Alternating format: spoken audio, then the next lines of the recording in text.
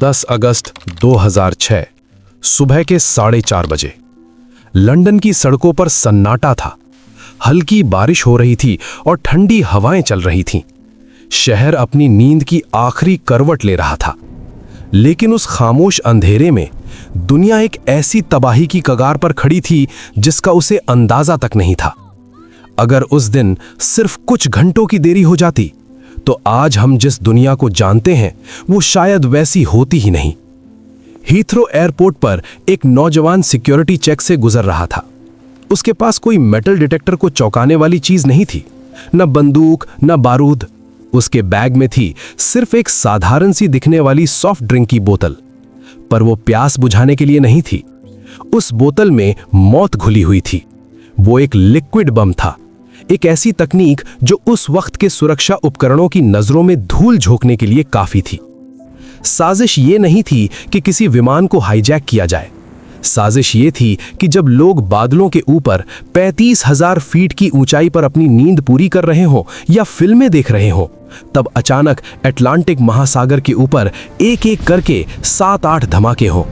सोचिए, एक साथ हजारों परिवार, हजारों सपने बिना किसी चेतावनी के आसमान से समंदर में समा जाते। रडार की स्क्रीन पर एक के बाद एक डॉट्स गायब होने लगते।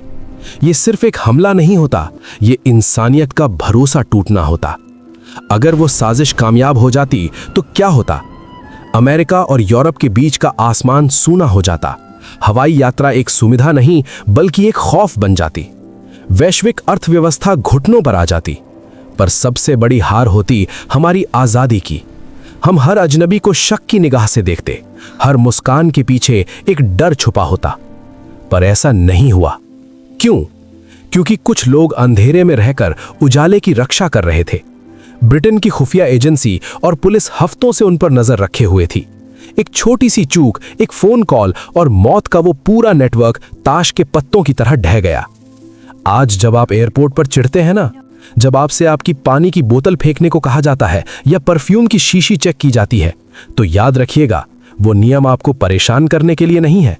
वो नियम उस तबाही की याद दिलाते हैं जो होते होते रह गई।